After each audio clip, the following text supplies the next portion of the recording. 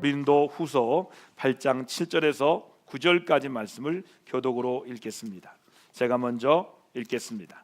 고린도 후서 8장 7절입니다. 오직 너희는 믿음과 말과 지식과 모든 간절함과 우리를 사랑하는 이 모든 일에 풍성한 것 같이 이 은혜에도 풍성하게 할지니라. 내가 명령으로 하는 말이 아니요 오직 다른 이들의 간절함을 가지고 너희의 사랑의 진실함을 증명하고자 함이로다. 함께 읽습니다. 우리 주 예수 그리스도의 은혜를 너희가 알거니와 부요하신 이로써 너희를 위하여 가난하게 되심은 그의 가난함으로 말미암아 너희를 부유하게 하려 하심이라. 아멘. 이는 살아계신 하나님의 말씀입니다. 자리에 앉으시면 되겠습니다. 어려서 아버지를 여의고서 미국의 할렘과 빈민촌을 어머니와 함께 사는 조지 이스트만이라는 소년이 있었습니다. 이들 모자는 그날 벌어서 그날 먹고 사는 아주 어려운 생활을 했습니다. 그러나 조지의 어머니는 아들이 잠들기 전에 손을 꼭 잡고 기도하는 일을 하루도 빠뜨리지 않았습니다. 이렇게 기도했습니다. 하나님, 지금은 비록 가난하지만 우리 아들 조지가 훌륭하게 자라서 이 나라의 큰 일꾼이 될 수 있도록 인도해 주시기 원합니다. 이 어머니의 그리고 아들의 눈물로 기도하는 매일 잠을 이렇게 기도하고 눈물 흘리면서 잠을 잤습니다. 어린 조지가 잘 자랐어요. 그래서 사진관에 취직을 했습니다. 열심히 그곳에서 사진 기술을 배워서 조그만 가게를 열어 독립을 하게 되었습니다. 그리고 간편한 휴대용 카메라와 필름을 만들어 팔기 시작했습니다. 나중에는 큰 공장을 세워서 세계로 수출하는 세계적인 사업가가 되었습니다. 이 사람이 누군지 아십니까? 코닥 필름 아시죠? 이스트만 코닥 그룹의 회장입니다. 어머니와 아들의 눈물의 기도가 이루어져서 자기 재산의 절반을 하나님 앞에 드리는 세계적인 믿음의 기업가가 되었습니다. 아무것도 없이 맨손으로 눈물로 드린 기도를 하나님께서 때가 되자 축복으로 응답해 주셨습니다. 할렐루야. 기도하는 사람, 말씀에 순종하는 사람, 하나님을 의지하는 사람을 하나님께서 반드시 부유하게 만들어 주셨습니다. 부모라면 누구든지 자녀들이 잘 되길 바라지 않습니까? 이와 같이 하나님께서는 우리를 부유하게 하기 위해서 독생자 예수 그리스도를 이 땅에 보내시고 온갖 고난과 수모를 당하고 돌아가시게 하셨습니다. 본문의 고린도 후서 8장 9절은 이렇게 말씀합니다. 너희를 위하여 가난하게 되심은 그의 가난함으로 말미암아 너희를 부유하게 하려 하심이라. 예수님은 우리를 부유하게 하기 위해서 스스로 자발적인 가난의 길을 선택하신, 희생하신 분입니다. 이 자발적 가난이라는 말을 들어보셨습니까? 자발적 가난, 예수님도 그랬고요, 예수님이 돌아가신 이후에 시간이 지나서 성 프란시스가 그랬습니다. 부자인데 스스로 가난해지는 거지요. 왜요? 다른 사람을 부유케 하기 위해서. 그러므로 누구보다 우리가 부유하게 되기를 원하시는 것이 우리 하나님 아버지예요. 우리 하나님 아버지는 우리가 잘 되기를 원하세요. 할렐루야. 성경은 이렇게 말씀하고 있어요. 같이 읽어볼까요? 시작. 그들은 이같이 내 이름으로 이스라엘 자손에게 축복할지니라. 내가 그들에게 복을 주리라. 이어서 계속 읽겠습니다. 너를 낮추시고 너를 시험하사 마침내 내게 복을 주려 하심이었느니라. 할렐루야. 여러분, 이 신명기의 말씀도 민수기의 말씀도 이렇게 축복의 말씀을 주시는 거예요. 여러분, 이런 말씀은 하나님의 속마음을 우리가 잘 되기를 원하시는 분이 하나님이시라는 거예요. 그런데도 때론 우리가 가난하게 살고 하는 일이 마음과 뜻대로 되지 않을 때 우리는 하나님을 원망하고 원인을 하나님께 돌릴 때가 있지 않습니까? 이는 하나님을 신뢰하지 않고 상황만을 바라보는 것입니다.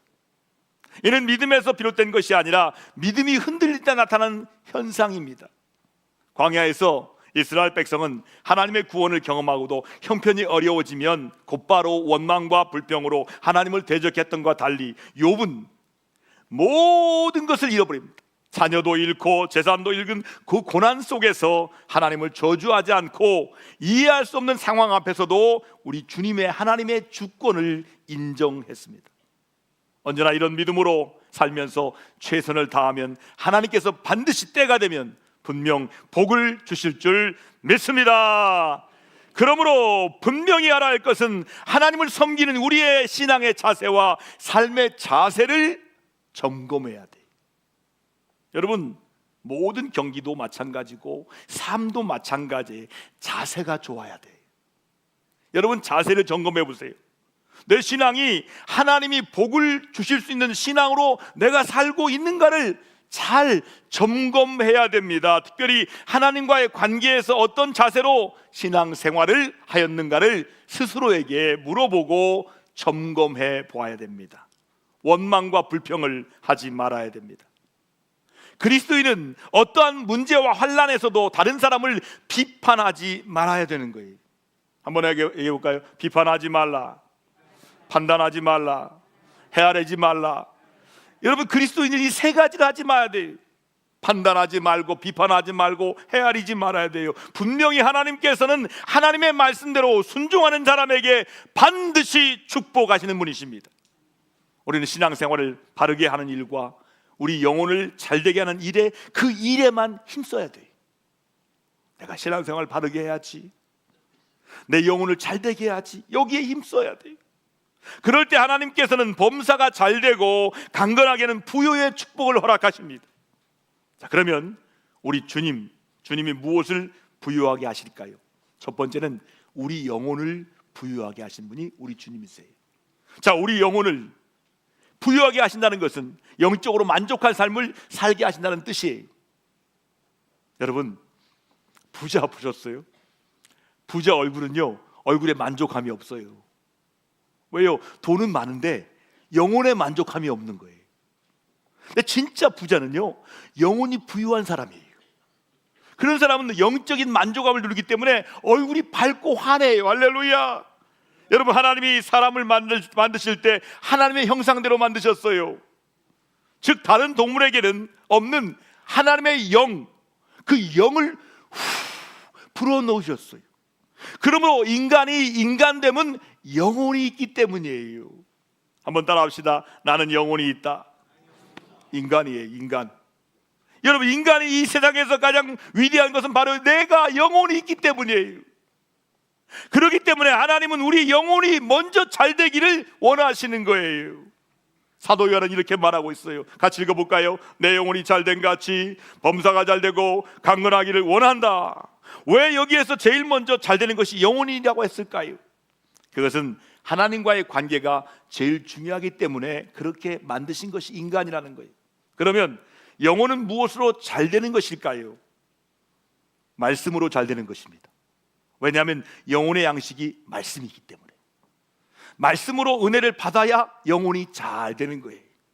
그러므로 말씀을 매일매일 잘 읽어야 됩니다. 말씀을 잘 들어야 합니다. 그래서 묵상하고 큐티하라고 하는 이유가 여기에 있는 거예요. 또 기도로 영혼이 잘 됩니다. 여러분, 기도를 통하여 하나님과 항상 교통함을 이루어야 내 영혼이 잘 되는 것입니다. 그래서 항상 기도하라고 말씀하십니다. 이 말은 항상 하나님과 교통하는 것이 끊어지지 않게 하라는 하시는 말씀이에요. 내 기도가 하늘의 상달이 될 뿐 아니라 하나님의 뜻을 알 수 있기 때문이에요. 생각해 보세요. 그렇게 가까운 부부 사이, 가족 사이에도 어떤 작은 문제로 인하여 서로 말하지 않고 교통이 끊어지면 서먹서먹합니다. 집에 가도 서먹서먹해요. 말 안 하니까, 교통이 끊어지니까 관계가 서먹서먹하는 거예요. 이것은 다른 사람과의 관계에도 마찬가지, 이와 같이 하나님과의 관계에서도 항상 쉬지 말고 교통하는 일이 있어야 되는 거예요. 그것이 말씀을 가까이 하고 쉬지 말고 기도하는 일입니다. 그리고 사람과 사람 사이에도 바른 인간관계가 이루어져야 합니다. 사람과 사람 사이에 바른 관계가 이루어지지 않으면 나의 신앙이 잘 되지 않기 때문이에요. 야, 나는 왜 안 될까? 잘 생각해 보세요. 바른 관계가 안 되니까 안 되는 거예요. 나는 왜 신앙생활이 잘 안 될까? 하나님과의 관계와 사람과의 관계가 잘 안 되니까 안 되는 거예요. 여러분, 이것이 인간의 연약한 모습이에요. 여러분, 인간관계가 바르게 이루어지지 않으면 하나님과의 관계도 잘 이루어지지 않게 되어 있는 것이 우리 사람이에요. 같은 믿음의 공동체 안에서 사람과의 관계가 어려워지면 예배보다 감정이 앞섭니다. 예배의 자리에 나와 하나님을 향한 열심도 식어버리는 것이 연약함이 있는 우리 안에 다 있다는 거예요. 그러므로 항상 힘써야 할 것 중에 하나가 올바른 인간관계입니다. 말씀과 기도 그리고 바른 인간관계가 내 영혼이 잘 되어 부유한 사람이 된다는 것을 반드시 기억하시기 바랍니다. 두 번째, 믿음을 부유하게 하십니다. 여러분, 신앙생활에서 뺄 수 없는 것이 믿음이에요. 믿음 없이는 하나님을 기쁘시게 할 수 없습니다. 그러므로 성경에 믿음에 관한 이야기가 얼마나 나오는지 한번 찾아보세요. 얼마나 많이 나오는지. 여러분, 성경에 보면 믿음에 대한 얘기가 너무 많이 나왔어요. 믿음 생활이 신앙생활이다. 신앙생활은 믿음으로 시작하여 믿음으로 끝나는 것이다. 그래서 성경을 뒤엎고 있는 것은 바로 믿음이에요. 믿음. 자, 우리 주님이 하신 말씀 보면 뭐라고 합니까? 내 믿음이 너를 구원했다. 내 믿음대로 될지어다. 아멘 안 하시네? 내 믿음이 크도다. 믿음이 적은 자야. 여러분, 여러 가지의 믿음에 관한 이야기를 하는 것을 말씀을 통해 봅니다. 그만큼 믿음이 중요하다는 것을 말씀하고 있어요. 성경에 보시면 우리 주님을 만난 사람들은 믿음이 다 커지는 것을 봅니다. 남편이 6명이나 되면서 수가성 여인은요, 자기가 자기를 보아도 너무 부끄러워 낯을 들 수 없기에 할 수 없이 대낮에 물을 기를 수밖에 없는 신세가 된 그 여인이었습니다. 이런 여인이 예수님을 딱 만났습니다. 어쩌면 예수님이 만나려고 기다리고 있었죠. 그 여인 만나려고 우물가에 가만히 계시는데 여인을 만났잖아요. 그러고 나자 자라고 커진 것이 그녀의 믿음이었어요. 자신의 부끄러움을 개의치 않습니다. 동네로 막 뛰어가서 말합니다. 나의 과거를 아는 분이 있다. 그분이 메시아다. 나는 메시아를 만났다라고 소리를 지릅니다. 이런 행위가 믿음입니다. 예수님은 우리의 믿음을 부유하게 하십니다. 믿음이 부유함으로 우리는 하나님으로부터 모든 축복을 받게 되는 것입니다. 여러분, 하나님은요 항상 우리의 믿음에 응답하시는 분이 하나님이에요. 우리의 지위나 학벌이나 미모나 세상 것에 응답하지 않으십니다. 오직 한 가지, 믿음에 응답하십니다. 그러므로 신앙생활을 가장 중요한 기준으로 삼을 것은 바로 뭐예요? 믿음이에요.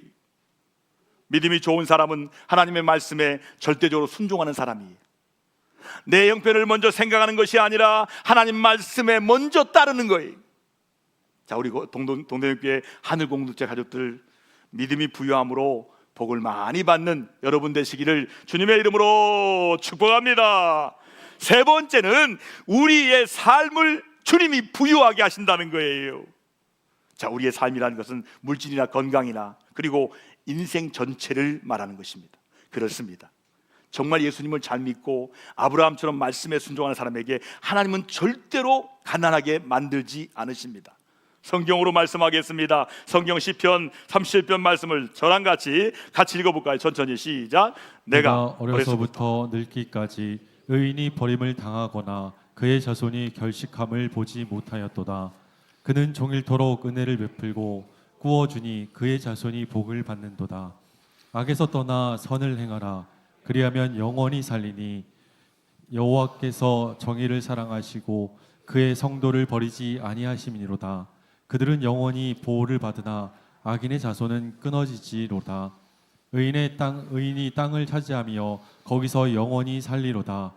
그의 마음에는 하나님의 법이 있으니 그의 걸음은 실족함이 없으리로다. 아멘입니까? 하나님은 복의 근원이십니다. 할렐루야. 그러기에 우리는 믿음으로 살 이유가 있는 거예요. 성경에 보시면 한나가 아기를 낳지 못해서 마음고생을 참 많이 했어요. 한나는 혼자 사는 게 아니라 한나의 또 같이 사는 부인이 있었어요. 브린나. 이 브린나는 남편에게 사랑은 못 받아요. 그런데 아이는 많이 낳아요. 여러분, 사랑받지 못하는 그 브린나가 한나를 얼마나 괴롭힙니까? 한나는 사랑 많이 받거든요. 이 부인이 둘 중에서 한 사람은 아기를 못 낳아서 살고 있고 한 사람은 사랑은 많이 받고 있고 아기는 못 낳고 있어요. 아기를 많이 낳은 분인나가 한나를 얼마나 괴롭히는지. 그렇지 않아도 힘든데 아기를만 낳지 못해서 마음고생 많이 했습니다. 그런데 하나님은 한나의 기도에 응답하셔서 그에게 아들을 주십니다. 아들을 선물로 받는 한나는 이런 기도를 했어요. 자, 한나의 기도를 같이 해볼까요? 사무엘상 2장 6절 8절 같이 있습니다. 여호와는 죽이기도 하시고 살리기도 하시며 스올에 내려게도 하시고 거기서 올리기도 하시는도다. 여호와는 가난하게도 하시고 부하게도 하시며 낮추기도 하시고 높이기도 하시는도다. 가난한 자를 진토에서 일으키시며 빈궁한 자를 거름더미에서 올리사 귀족들과 함께 앉게 하시며 영광의 자리를 차지하게 하시는도다. 땅의 기둥들은 여호와의 것이라 여호와께서 세계를 그것들 위에 세우셨도다. 아멘입니까? 하나님이 하신다는 거죠. 하나님의 손에는 복과 저주를 다 들고 계세요. 그분이 우리 하나님 아버지. 여러분, 그 하나님 앞에 믿음으로 사는 거예요. 전적으로 아버지를 신뢰하면서 순종하려고 살아갈 때 그에게 복이 임하는 거예요. 할렐루야. 복 주시옵소서, 주시옵소서, 그렇게만 복이 되는 게 아니라 복이 임하는 삶을 살아야 되는 거예요. 여러분, 우리의 삶의 전부를 책임져 주세요. 카나다의 당대 부자인 킴슨이라는 사람이 있었어요. 그는 가난한 가정에 태어나서 당대 거부가 된 사람이었습니다. 그가 경제인 모임에 초청받아 강의하고 났는데 그에게 질문을 받습니다. 당신이 빈손으로 거부가 될 수 있는 비결이 무엇입니까? 질문했습니다. 김수는 이렇게 대답합니다. 내게는 세 가지의 나의 삶의 신조가 있습니다. 첫째는 고생을 두려워하지 않는다는 것입니다. 두 번째는 술을 마시지 않는다. 세 번째는 하나님을 전적으로 신뢰하고 의지한다. 이 세 가지를 철저히 지키다 보니까 자연스럽게 이렇게 재물의 복을 받게 됐고 이렇게 재물이 많이 모아졌다는 거예요. 그러자 청중들은 실망스러운 표정으로 선생님, 그런 것들은 이미 우리가 다 알고 있는 사실 아닙니까? 그런 것 말고 특별한 다른 비결은 없을까요? 그때 김수는 웃으면서 이렇게 대답을 했습니다. 그렇습니다. 당신들은 왜 남들이 다 아는 그 일을 실천하지 않으십니까? 라고 그들에게 되물었습니다. 그렇습니다. 문제는 아는 데 있는 게 아닙니다. 실천하는 데 있어요. 여러분, 성공한 사람들의 특징은 뭐예요? 말보다 실천을 소중히 여기고 실천한 사람들이 성공하더라고요. 그러나 실패한 사람들의 특징은 실천보다 핑계만 대고 핑계를 앞세웁니다. 말씀을 통해서 마음의 도전과 결단과 각오가 새로워지기를 축복합니다. 오늘부터 행하리라. 오늘부터 실천하리라. 그러면 부유하게 하시는 하나님 주님을 이렇게 어떻게 만날 수 있을까요? 본문에 보니까 고린도후서 8장 9절에 이렇게 말씀하고, 자, 한번 다 같이 읽어볼까요? 고린도후서 8장 9절 시작. 우리 주 예수 그리스도의 은혜를 너희가 알거니와 부유하신 이로써 너희를 위하여 가난하게 되심은 그의 가난함으로 말미암아 너희를 부유하게 하려 하심이라. 본문은 부유하게 하신 분으로 가난하게 되셨다는 말씀하십니다. 이 말씀이 뭐냐? 하나님께서 사람이 되셨다는 말씀이에요. 다른 말로 빌리면 말씀이 육신이 되어 이 땅에 오셨다는 말씀이에요. 정말 놀라운 말씀입니다. 놀라운 사건입니다. 믿음이 아니면 이해할 수 없는 일을 하나님이 하셨어요. 우리가 믿는 예수님이 하나님이셔요. 성자 하나님. 그런데 그 하나님께서 사람의 몸을 입고 이 땅에 직접 오셨습니다. 죄인들을 구원하여 천국으로 보내시려고 오셨습니다. 우리를 영적으로나 육적으로 부유하게 하시려고 사람이 되어 이 땅에 오셨습니다. 그날이 바로 무슨 날이에요? 성탄절입니다. 우리는 그 성탄절을 이제 맞으려고 합니다. 어떻게 성탄절을 맞아야 될까요? 성경에 예수님을 맞이한 사람들처럼 성탄절을 맞이할 때 우리가 부유하게 되는 것입니다. 성경에 보면 예수님을 맞이한 사람들의 몇 종류가 분류되고 있습니다. 첫째로 헤롯 왕의 맞이함입니다. 헤롯 왕이잖아요. 자신이 왕인데 또 왕이 태어난대요. 그러니까 자신의 정적으로 예수님을 맞이합니다. 그래서 예수님을 죽이려고 합니다. 예수님 태어난 동네에 어린아이들을 다 죽여버리잖아요. 그렇지만 예수님은 죽지 않습니다. 구원을 이루십니다. 둘째는 목자들의 맞이함입니다. 목자들은 밤늦 때까지 자신의 일을 맡은 일을 열심히 합니다. 그들에게 천사가 나타나서 직접 말합니다. 아기 예수님을 탄생을 알려주는 거예요.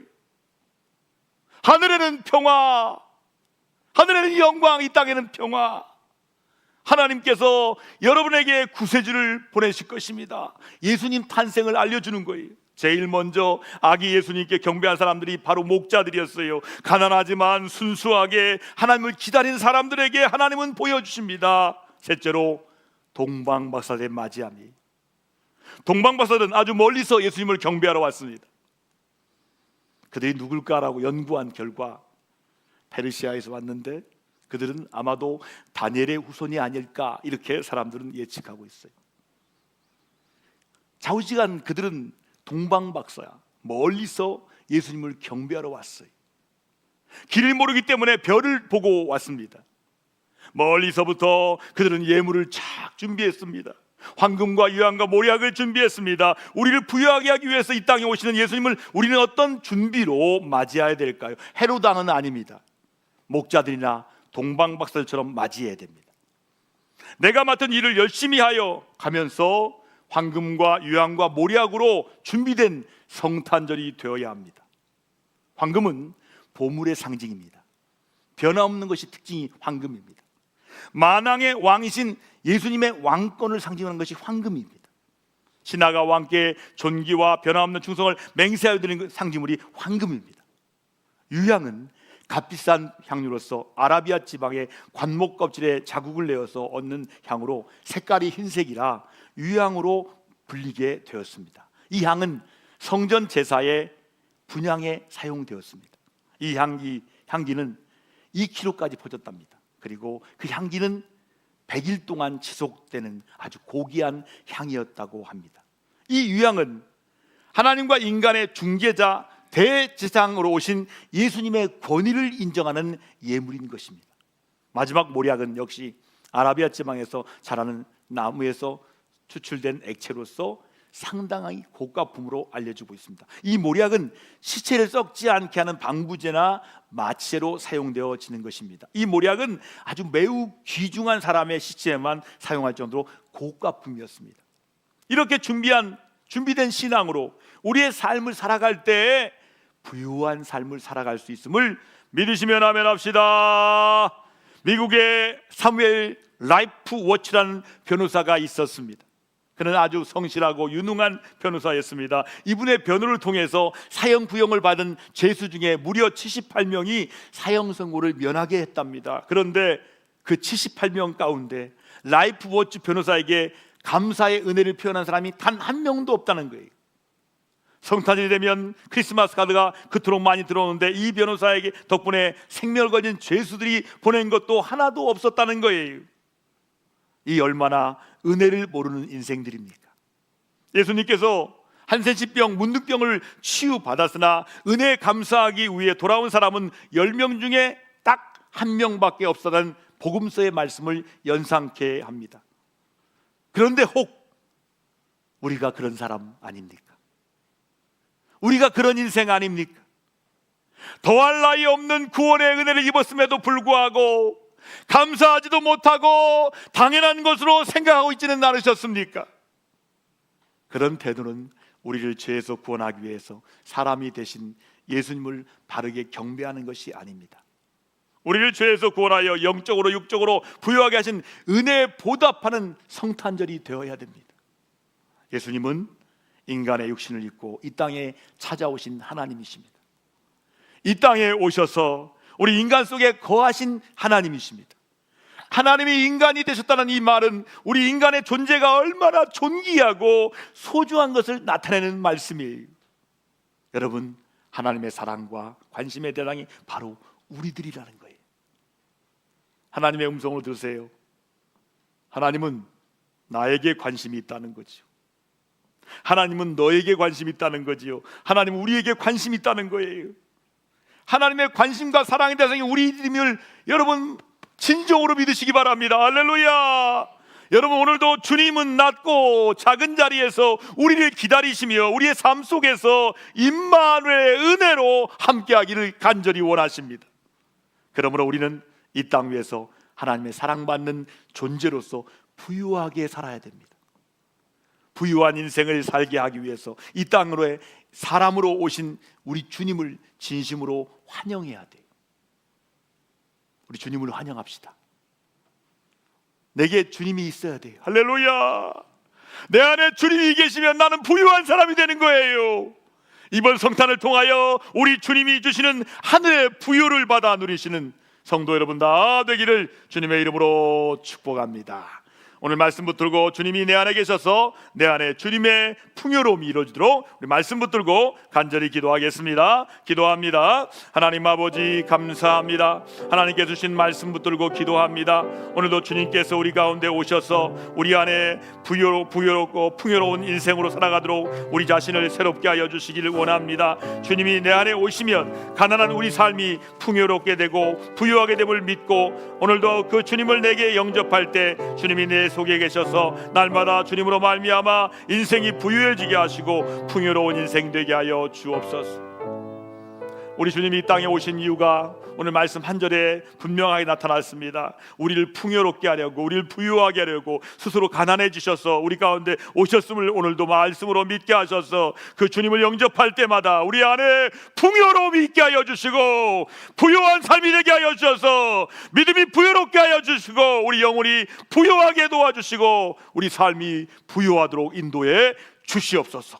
우리를 부유하게 만드신 예수님의 이름으로 감사하며 간절히 축복하며 기도 올려드리옵나이다. 아멘.